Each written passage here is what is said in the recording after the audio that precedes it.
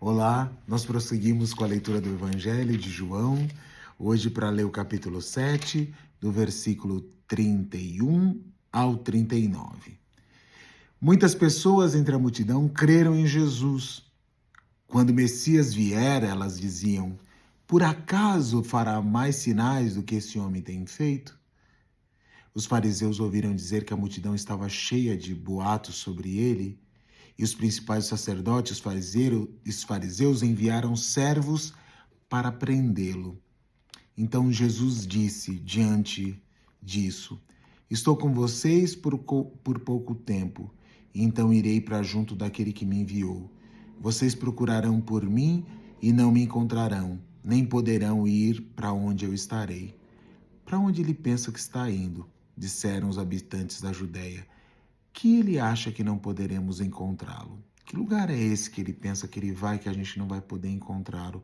Ele não está indo para o exterior ensinar os gregos, está? O que ele quer dizer com essas palavras? Vocês procurarão por mim e não me encontrarão, e vocês não podem vir para onde eu estou. No último dia da festa, quando a grande celebração final acontecia, Jesus se levantou e disse bem alto: se alguém tiver sede, deve vir a mim beber. Todo aquele que crê em mim terá rios de água viva fluindo do seu coração, do seu ventre. Exatamente como diz as Escrituras, exatamente como a Bíblia diz. Ele se referia ao Espírito, o qual receberiam aqueles que crescem nele. O Espírito ainda não estava disponível, pois Jesus ainda não havia sido glorificado. Bem, o evangelista João está aqui nos relatando essas sequências de eventos e quando ele termina dizendo que o Espírito ainda não estava disponível, por Jesus não havia sido glorificado, ele está indicando para a gente estar nos preparando para a história que vem a seguir, a prisão de Jesus, a morte, a ressurreição de Jesus, né? Haverá eventos antes disso, haverá mais sinais, mas ele está nos preparando para isso. O Evangelho de João, ele vai nos preparando festa após festa, até a gente chegar no auge da história, que é a morte e a ressurreição de Jesus. Bem, esse é um trecho muito, muito lindo dos Evangelhos, que a gente ama bastante, né? O que está acontecendo aqui? Jesus está na festa dos tabernáculos, é o dia último da festa, e ele está falando, e as pessoas estão falando sobre ele, e as pessoas dizem sobre ele: por acaso, será que o Messias, quando vier, fará mais sinais do que ele? Eles estão dizendo, ele provavelmente é o Messias, tá ficando evidente. E diante disso, os fariseus, essa classe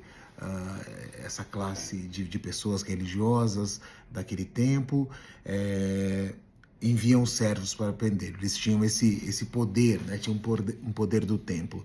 Diante disso, né, as pessoas vão chegando, eles não prenderam Jesus, mas eles vão se aproximando, né? Eles tentam se aproximar.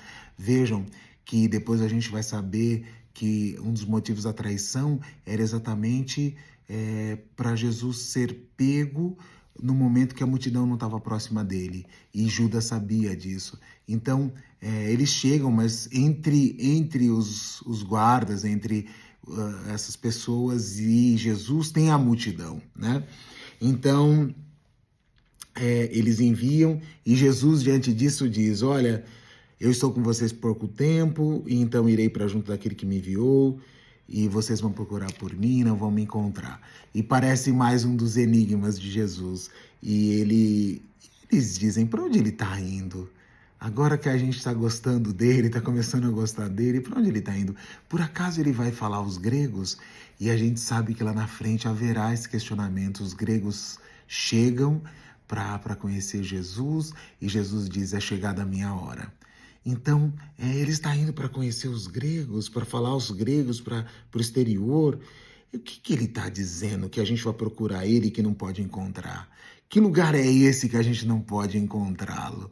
Essa ideia, né, que a gente pode traduzir de modo metafórico, que é a nossa ideia assim, eu vou encontrar de qualquer jeito, é impossível ele se esconder de mim, né? Essa ideia de que tudo está à nossa mão e que não há intransponíveis para a gente, né? Essa ideia um pouco infantil da gente. E ele diz, que é isso? Que coisa é essa? Do que ele está falando?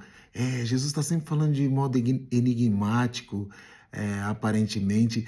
Não, aparentemente não, ele está falando de modo enigmático e ele suscita muita coisa no coração deles e da gente. Ele está sempre fazendo perguntas, tá sempre de algum modo fazendo falas que nem sempre estão claras a priori, mas que vão ganhar sentido à medida que a história se desenrola. As palavras de Jesus vão ganhando sentido à medida que tudo vai acontecendo, e ele mesmo vai dizer que assim que ele for, o Consolador vem e ele faz lembrar, processa memórias e que dão significados para tudo que ele disse. Não necessariamente quando a gente está ouvindo as coisas, a gente está entendendo, mas à medida que a gente caminha com Jesus, à medida que eles caminham com Jesus, as coisas vão ficando claras. E aí, finalmente, no último dia da festa, quando a grande celebração final acontecia, Jesus se levanta. Que celebração era essa? Bem, a gente tinha falado um pouquinho antes que nessa festa, um dos momentos, em outro vídeo, no começo do capítulo 7, que quando essa festa acontecia, eles derramavam no templo água e vinho, derramava água no templo, na festa das cabanas, nas festas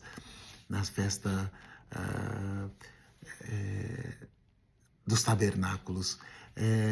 Eu não tenho exatamente a origem correta desse costume, mas eu imagino que isso faz referência direto ao fato deles terem atravessado o deserto e Deus ter suprido eles de água. E sabe, do templo de Deus vem a provisão. E eles atravessam o deserto, né? Eles estão na travessia. As cabanas são essas moradas temporárias que eles vão utilizando à medida que caminham, e de repente eles têm um templo, e aí tem esse lugar de onde emana a provisão de Deus, a água, esse elemento tão fundamental para a nossa vida. E aí, exatamente nesse dia, nesse último dia, onde esse momento acontecia, Jesus se levanta e diz bem alto: se alguém tiver sede, deve vir a mim beber. E todo aquele que crê em mim terá rios de água viva fluindo do seu coração, do seu ventre, exatamente como a Bíblia diz. Ele diz isso e a gente pensa, do que ele está falando, né? Eles sabiam do que ele estava falando. Todo aquele que crê em mim terá rios de água viva fluindo em seu coração, em seu ventre, exatamente como as Escrituras dizem. E o que as Escrituras dizem? Isaías 55 diz: venham todos vocês que estão com sede, venham às águas, e vocês que não possuem dinheiro algum, venham, compre, comam. Venham, compre vinho e leite sem dinheiro e sem custo. Ele está fazendo, no primeiro convite, ele está fazendo isso: venham, essa referência de Isaías, venham. Vocês não precisam gastar dinheiro com isso. Não é sobre gastar dinheiro, é sobre vir, é sobre você tem sede, então você se desloca até, venham às águas, venham beber. Vem beber das águas sem dinheiro, sem preço. Venham, venham e comprem quem não tem dinheiro, né? E vocês que não possuem dinheiro algum, venham, comprem e comam. Venham, comprem vinho e leite sem dinheiro e sem custo. Essa inversão é a economia de Deus. É a economia de Deus. Você compra sem dinheiro e sem custo. Você adquire gratuitamente. Mas há uma troca aqui, né? Porque você vem e compra, então você vem, a sua compra é o seu ato de ir até as águas, de confiar. E a outra referência é a referência de Ezequiel, que diz que do templo, que é Ezequiel 47, O homem levou-me de volta à entrada do templo e vi a água saindo de debaixo da soleira do templo, indo para o leste, pois o templo estava voltado para o oriente. E lá para frente, lá para o versículo 7, ele diz assim: quando ali cheguei, vi muitas árvores em cada lado do rio. Ele me disse: essa água flui na direção da região situada a leste, desde até Arabá, onde entra no mar. Quando deságua no mar, a água ali é saneada, porque onde passar o rio haverá todo tipo de animais e de peixes, porque essa água flui para lá e saneia a água salgada, de modo que onde o rio fluir, tudo viverá. É disso que ele está falando, desse milagre profetizado em Ezequiel, que era para a cura do Mar Morto, onde a água era muito salinizada e muito mineralizada, tornando impossível a criação de vida. E ele está dizendo, ó, esse rio que sai do templo, essa água que sai do templo, leva cura para as nações, leva cura para o rio, leva cura. E Jesus está dizendo que todo que vem a Ele, todo que estão com sede e vem a Ele, se transformam nesse templo. Venham a mim, venham beber água de mim, venham beber água de mim, ele está dizendo, você está com sede? Vem a mim. E todo aquele que crê em mim terá rios de água viva fluindo do seu coração. Exatamente como diz a Bíblia. E aí ele estava deslocando, estava criando essa imagem maravilhosa que é assim, não é o templo, é você. Vem a hora, e a hora já chegou, que os verdadeiros adoradores adorarão o Pai em espírito e verdade. Não mais aqui em Jerusalém, nem aí em Samaria, mas em si mesmo. Deus escolheu a nossa vida para ser o lugar da manifestação dele. O que Jesus está ensinando e o que Jesus está apontando não é mais nas exterioridades. Nunca foi, né? Nunca foi. Tudo isso que está sendo dito a respeito dessa renovação da natureza, dessas modificações civilizatórias, não que elas não ocorrerão no reino de Deus e não que elas não ocorram hoje, mas ele está dizendo, olha, o lugar é em você. O lugar desse milagre descrito lá em Ezequiel 47 é você. Você é o templo de Deus. E ele diz, se você vier até mim, como em Isaías 55, e você tomar, e você comprar de mim, de graça, água, vinho e leite, olha, sabe o que vai acontecer? Vai nascer em você uma fonte que jorra para a vida eterna, como ele vai dizer em outro tempo. Rios de água viva fluirão do seu ventre. Rios de água viva fluirão do seu ventre.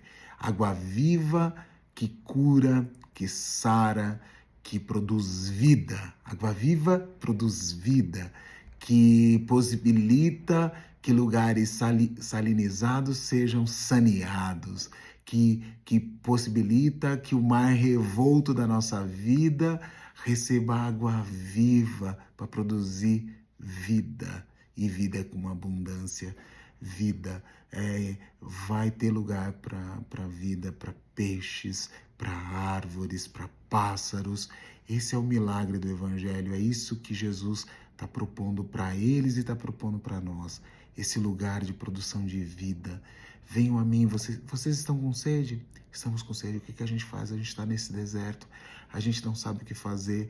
E ele diz, olha, sabe aquelas coisas que foram ditas todas a respeito do templo?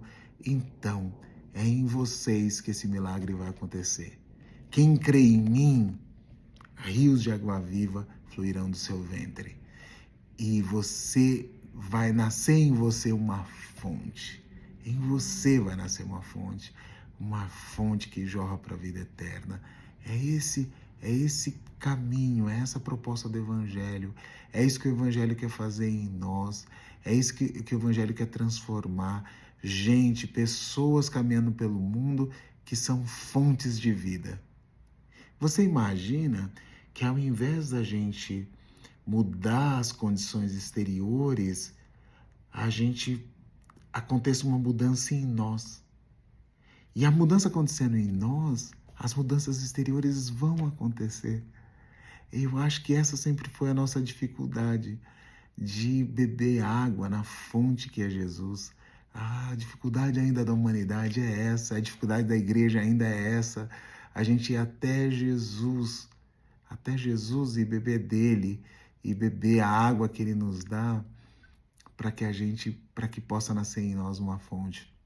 E para que a gente mesmo sejamos, para que nós mesmos sejamos produtores de vida. A gente carrega, a gente é um manancial ambulante de água viva, e por onde a gente passa, as coisas são transformadas. As coisas devem ser transformadas. É disso que Jesus está falando. Ele está falando que o reino de Deus é essa comunidade de rios de água viva. É para isso que ele está nos convidando. Você está sedento, você tem sede, venha até Jesus. Converse com ele, ore, fale com ele, para que você não só tenha a sua sede imediata resolvida, mas que em ti nasça uma fonte, nasça rios de água viva. Deus te abençoe.